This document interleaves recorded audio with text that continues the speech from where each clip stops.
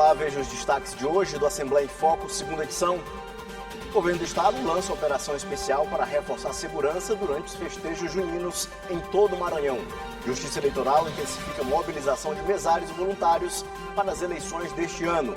Crianças da creche Escola Sementinha embarcam em uma viagem pelo universo marinho e aprendem sobre preservação ambiental. A Biblioteca Pública Benedito Leite celebra 195 anos de história, cultura e preservação da memória maranhense. E veja também, com a Copa do Mundo se aproximando, o comércio aposta no aumento das vendas de camisas e adereços da seleção brasileira.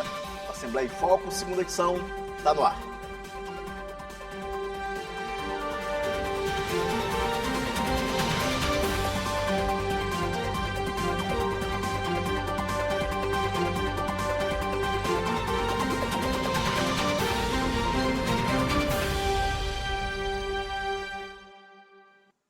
O governo do Maranhão lançou o Plano Operacional São João Seguro 2026. A ação vai reforçar o policiamento e ampliar o monitoramento nos arraiais da capital e do interior durante todo o período junino. O São João do Maranhão terá uma operação especial de segurança. Durante 75 dias de programação, milhares de pessoas devem circular pelos arraiais da capital e do interior. Para garantir tranquilidade ao público, o governo do estado lançou o Plano Operacional São João Seguro 2026. Para garantir que as pessoas que saem da sua casa possam ir voltar com segurança e também ao turista. Então eu diria que, não, além de ser o maior São João do mundo, eu considero que a gente tem aqui o maior São João mais seguro do mundo. E com a compra da folga, a gente vai ter muita gente na rua, muito policial prestando seu serviço, e sem tirar o policial do bairro, sem tirar o policial dos municípios.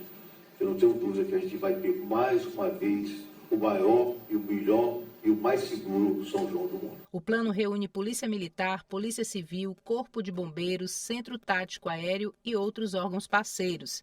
As ações incluem reforço do policiamento ostensivo, monitoramento por câmeras, inteligência policial e apoio operacional nos principais circuitos juninos.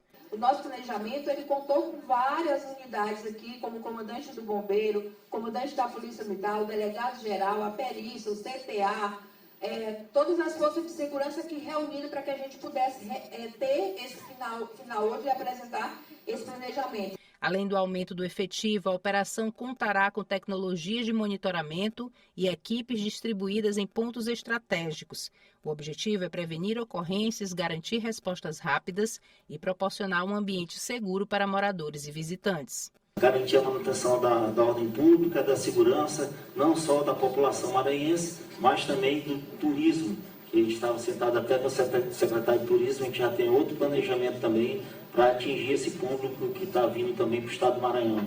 É importante salientar que o turismo ele está muito ligado diretamente com a segurança. A Polícia Civil também reforçará a atuação durante o período, com equipes de plantão e ações voltadas à investigação e combate aos crimes que possam ocorrer durante as festividades. Nós temos grandes eventos, né, e teremos uma coordenação integrada da Polícia Civil com todas as forças de segurança, especialmente, né, concentrando nossos esforços para os locais de grandes eventos, como o Arraial do Ipe, o Bumba Meu São João do Castelão, né, e reforçando o plantão das Cajazeiras para que absorva toda a movimentação que deve aumentar nesse período.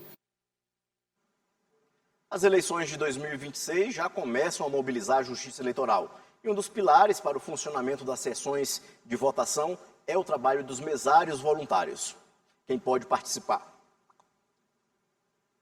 As eleições de 2026 já começaram a mobilizar a Justiça Eleitoral. E um dos pontos fundamentais para garantir que tudo funcione corretamente no dia da votação é o trabalho dos mesários voluntários. Quem deseja atuar nas eleições pode se cadastrar pelo aplicativo e-Título, pelo site do Tribunal Regional Eleitoral do Estado ou presencialmente em um cartório eleitoral. Esse cadastro está aberto para os mesários se inscreverem, para os futuros mesários, né? E é importante enfatizar que o período de ênfase nesse cadastramento é agora no mês de julho, então o momento é agora mesmo que a Justiça Eleitoral precisa dessa mão de obra. E aí são os critérios, é ser maior de idade, maioridade, não ser parente até o segundo grau de candidato, a não ser presidente de diretório partidário.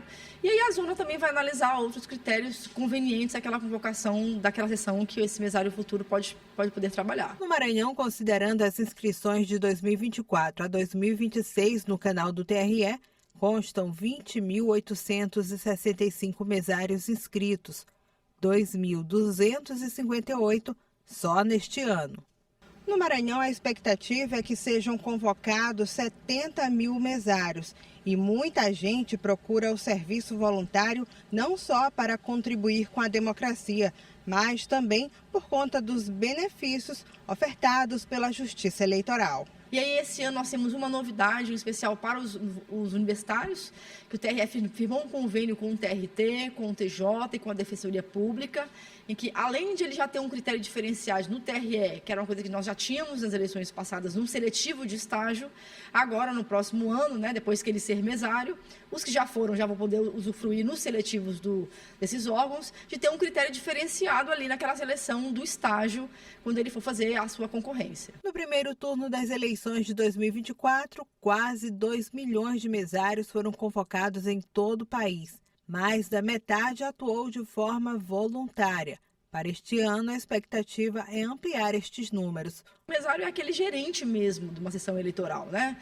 É ele que vai orientar os eleitores, é ele que vai fazer a ligação, emitir o boletim de urna, o da zerésima, ele vai orientar as pessoas com relação às filas, com relação à prioridade, a procurar o nome do eleitor no caderno de votação.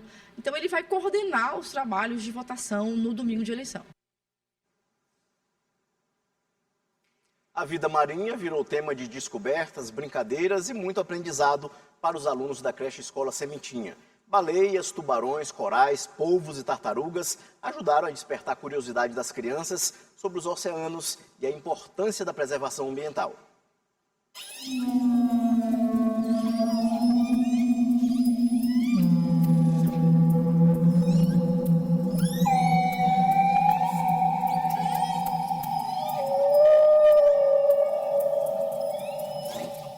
Marinho foi apresentado às crianças da creche Escola Sementinha e cada uma compartilhou o que aprendeu. Por que a gente não pode fazer isso? Porque senão os animaizinhos morrem. Que não pode jogar o lixo no mar. Senão os bichinhos vão morrer disso. Por isso eles ensinavam mais rápido no corpo todo tem. Só tem um pouquinho da parte que tem osso. Chloe, de apenas 5 anos, aprendeu sobre uma curiosidade das baleias. Como fazem a troca de oxigênio por meio de orifícios no topo de suas cabeças. Esse respirador fica fechado quando ela fica lá no fundo do mar. Aí quando acaba as horas, ela vai lá, coloca um pouco da parte dela, o respirador abre para sair todo o ar que tem dentro dela. Com massinhas, as crianças desenvolveram representações de baleias e tubarões, como este, feito pelo Rodrigo. O que você fez? O tubarão martelo. Ele é chamado de detetive do mar. Por quê? Porque ele enxerga em mais de 70 graus. Nós trabalhamos a conscientização ambiental, a questão da preservação também, né, que é muito importante nesse momento. E, assim, é um momento que nós entregamos e nós também recebemos essa entrega deles, que é muito importante para a construção do aprendizado. A experiência imersiva na creche escola, mantida pelo Grupo de Esposas de Deputados do Maranhão, faz parte do projeto Fundo do Mar, um oceano de descobertas. Cada turma explorou um tema e fez isso de diversas formas. Esta trouxe a vida nos corais. De maneira criativa, usou macarrões para representar a espécie. Isadora mostrou os trabalhos que ajudou a fazer e o que aprendeu. Aprendi que alguns tubarões mordem alguns corais, alguns peixes grandes mordem alguns corais. O polvo foi outro destaque. Em desenhos, jogos e massinhas foi interpretado pelas crianças. Quero parabenizar a escola, Creche Escola Sementi, por essa oportunidade de estar proporcionando esse conhecimento às nossas crianças, essa oportunidade de aprender sobre o fundo do mar, essa importância, do qual, onde a minha filha chega em casa super empolgada falando sobre o polvo. Também aprenderam sobre os animais que vivem em conchas. Tenho 2 filhos aqui, cada um falou sobre um falou sobre o polvo e outro falou sobre a concha e o animal que tem dentro. E assim, esse tipo de trabalho é muito legal porque a gente vê o crescimento do nosso filho cada vez mais interagindo com as outras crianças, aprendendo cada vez mais. Os pequenos aprenderam também sobre as tartarugas marinhas, onde moram, suas características físicas e a forma de reprodução. A gente está trabalhando sobre tartarugas. O caranguejo foi outro tema que chamou bastante a atenção das crianças. Aprenderam sobre características físicas que diferenciam o gênero e sobre a vida nos manguezais. Triângulo! Ele tem um triângulo no corpo, Que o triângulo é macho ou é fêmea? Macho. É macho, é verdade! De forma pedagógica, a instituição proporcionou um vasto aprendizado sobre a vida marinha. Aprenderam, sabem o habitat, como diferenciar um animal do outro, a sua estrutura física, fazendo as comparações até com o seu próprio corpo, do que é parecido, do que é diferente, tamanhos. Então a abordagem lá foi bem ampla e nós fomos mergulhando, fazendo essa imersão, a proporção que as curiosidades vinham também e os interesses dos nossos alunos de aprender cada vez mais.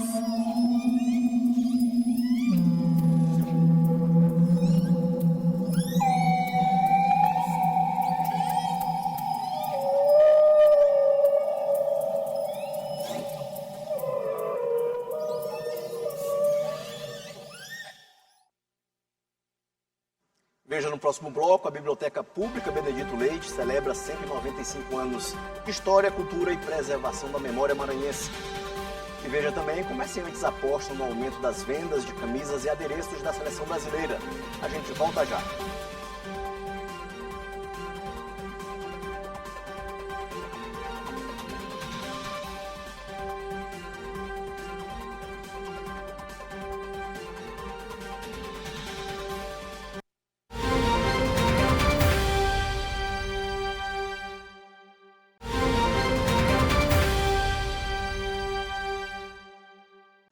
Referência na preservação da memória e da cultura maranhense, a Biblioteca Benedito Leite completou 195 anos de história. A programação reuniu homenagens, lançamentos de obras e celebrações que destacam a importância da instituição para o Maranhão e para o Brasil. Se fôssemos fazer um livro da festa de comemoração dos 195 anos da Biblioteca Pública Benedito Leite, o Bumba Meu Boi seria o prólogo. O grupo Lamparina, cantando toadas que enaltecem o Maranhão e suas belezas, contextualizava que a biblioteca é também uma das tradições do Estado.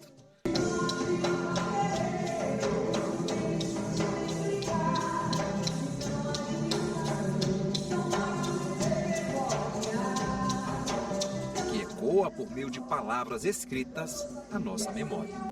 E no primeiro capítulo, homenagens à Academia Maranhense de Letras.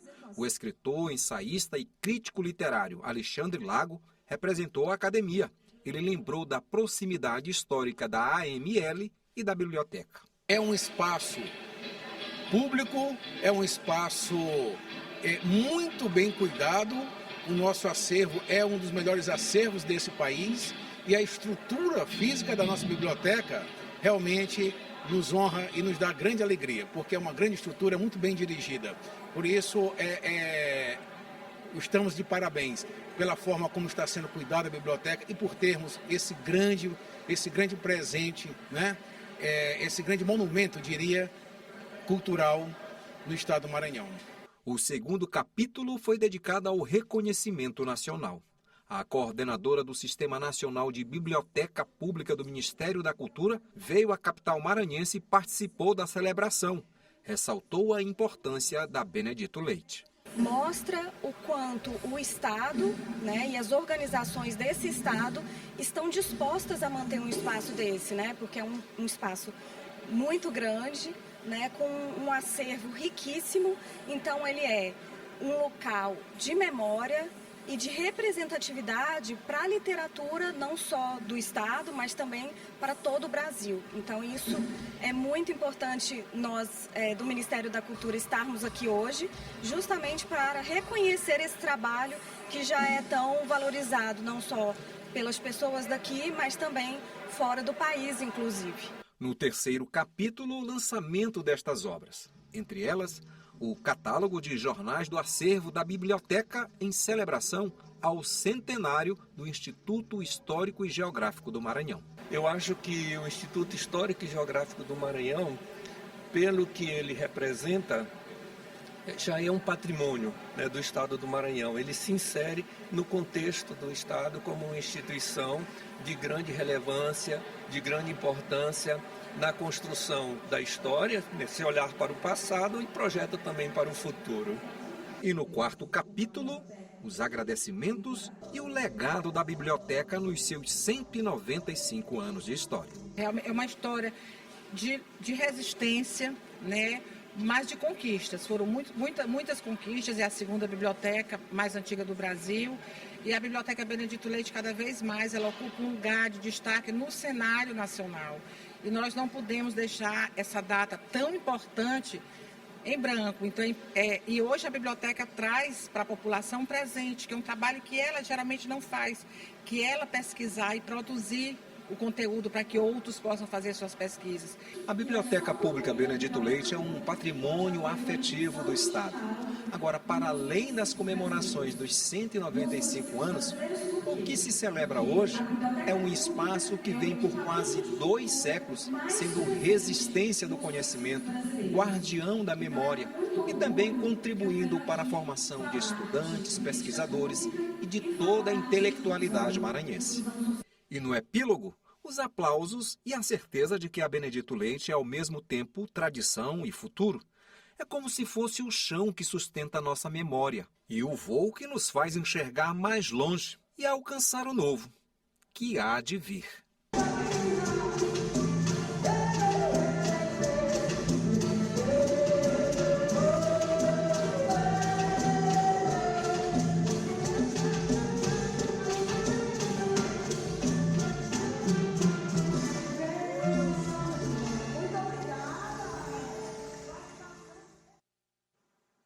Amanhã tem Maranhão no Campo, com os assuntos do agronegócio, agricultura familiar, arte e cultura.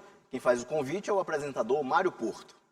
Olá, você que acompanha o jornal Assembleia em Foco, segunda edição. Confira agora os destaques do Maranhão no Campo. Nessa edição, você vai ver uma reportagem especial sobre os saberes ancestrais, a resistência das comunidades quilombolas do Maranhão. Nossa equipe foi até Itapecurumirim e Santa Rita para mostrar como o empreendedorismo, o artesanato e o trabalho no campo ajudam a garantir o sustento e a manutenção das tradições quilombolas. E também os destaques da nossa agenda rural da semana. Não perca o Maranhão no Campo, que vai ao ar todo sábado às 8 horas da manhã, aqui na TV Assembleia, canal digital 9.2 e também pelo nosso canal no YouTube. Eu volto com você.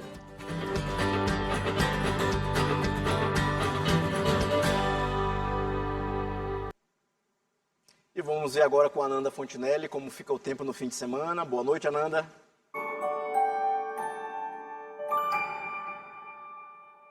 Olá, boa noite para você que está nos acompanhando na Assembleia em Foco, segunda edição. Vamos conferir como é que fica o tempo nesse final de semana aqui no nosso estado. O clima segue com muita umidade, tem previsão de chuva em várias regiões do estado. E atenção, porque o Instituto Nacional de Meteorologia, o IMET, mantém um alerta para acumulado de chuvas em grande parte do Maranhão. Por isso é importante que a população fique atenta, principalmente em áreas mais vulneráveis a alagamentos ou deslizamentos. Em São Luís, o sábado começa com sol entre muitas nuvens, fica aquela sensação de abafado, mas ao longo da tarde e noite o clima muda e há possibilidade de pancadas rápidas de chuva, acompanhadas aí de ventos moderados em alguns momentos. As temperaturas ficam entre 25 e chega até os 30 graus. Já no domingo o cenário muda um pouquinho, porque o sol aparece entre nuvens, mas o tempo continua instável e tem possibilidade de uma chuva passageira durante o dia. E na cidade de Nova Olinda, o sábado e o domingo será de muito calor, aumento de nebulosidade aí ao longo do dia. mas o tempo muda e há previsão de pancadas de chuva, principalmente na parte da tarde. A mínima por lá é de 23, a máxima chega a 32 graus e são previstos, olha só, para esse final de semana, 15 milímetros de chuva lá na região. E para a gente encerrar, em Santa Luzia do Paruá, o sábado deve ter uma manhã de sol forte, o tempo abafado, mas aumento de nuvens no decorrer do dia, tem a possibilidade de uma chuva rápida à tarde. As temperaturas aí ficam entre 24 e chega até os 33 graus. Já no domingo, o calor continua predominando, sol entre nuvens, chance de pancadas de chuva passageiras lá na região. Então, mesmo com muita chuva em alguns momentos nessas regiões, ainda dá para aproveitar o final de semana. A recomendação é ficar atento a essas mudanças no tempo e não esquecer o guarda-chuva antes de sair de casa. É isso, boa noite para todo mundo, um excelente final de semana e eu volto com você.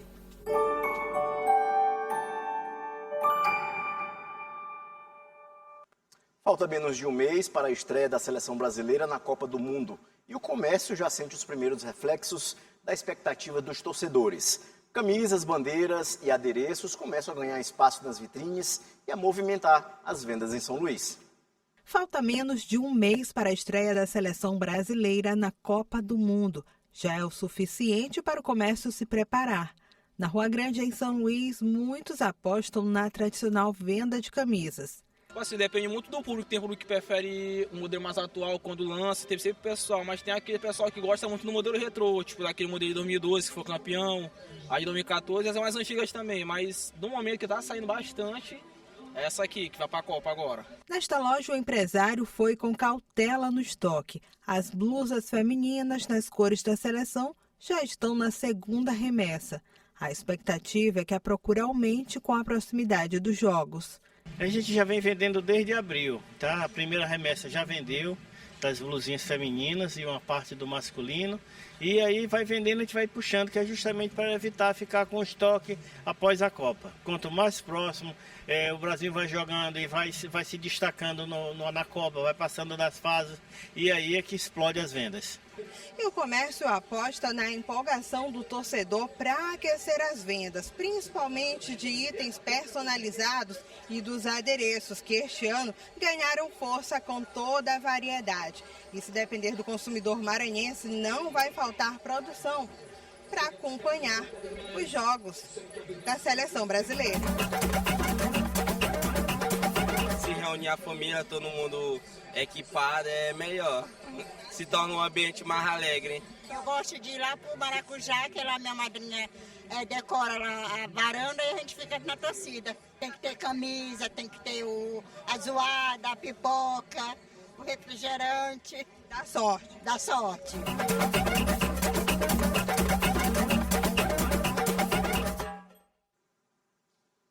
O Assembleia em Foco, segunda edição, fica por aqui para você uma boa noite, bom fim de semana.